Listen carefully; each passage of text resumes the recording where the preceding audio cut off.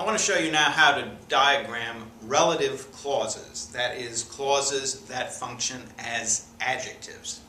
So we need a sentence to start out with, and let's try, men forget the era when trains were special. Men forget the era when trains were special. So we start with, okay, men is our subject. Let's get a baseline here. Men, what do? They forget. And we have a direct object. What is forgotten? An era. Okay, era. Which era? The era. So that's an adjective. Now, the era when trains were special.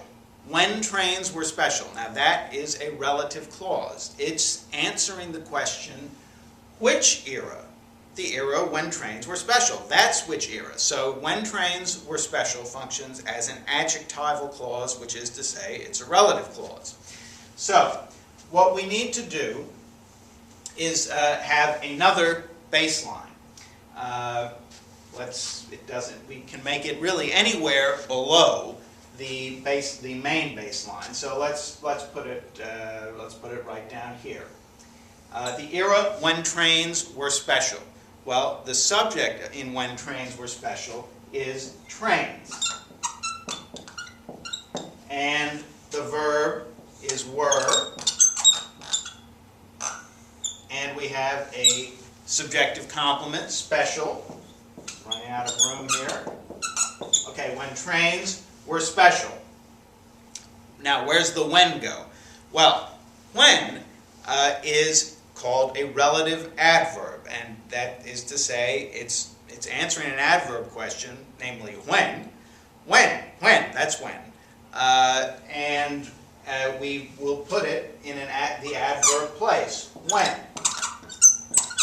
And it's called a relative adverb because it's beginning a relative clause. So now what we do, we have this when, and now we draw a dotted line between the relative adverb and the noun that the whole clause is modifying, which is era. Which era? The era when trains were special. So this is how we would diagram this relative clause, that is, a clause beginning with a relative adverb.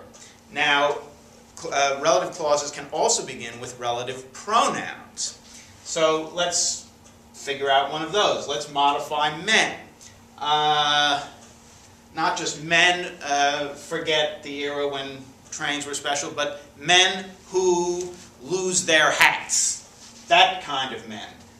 That kind of man. Which men forget? Men who lose their hats. So now we need another baseline.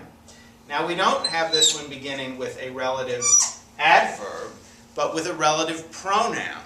So who lose their hats? Well, the verb is certainly lose. And what is lost? Hats. This time we have a direct object. And it's which hats? Their hats. The men. So we've got this who left over, and what is it doing? Well, it's filling the function of a subject. So it goes here in the subject place. Men who lose their hats. Well, now we don't have a relative adverb, as over here. We've got a relative pronoun.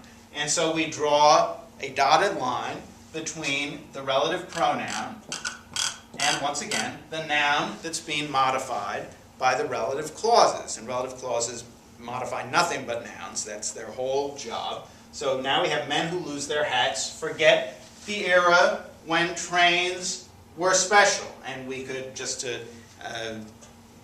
spice it up a little bit, we could now modify, say, trains, and say if it were trains that ran on time. That ran on time. So now we've got, we'll make another baseline, again, below the noun that's being modified. And we have a verb, ran. And how did they run? They ran on time, so that's a prepositional phrase modifying ran. And now the relative pronoun isn't who, but that.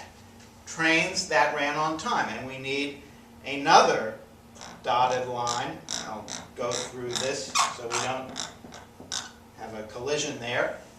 So we're having what a mess. But anyway, trains that, so now what we've got, that ran on time, is modifying trains. Which trains? The ones that ran on time. So the whole sentence that we've got now is, men who lose their hats forget the era when trains that ran on time were special. And that's how you diagram relative clauses.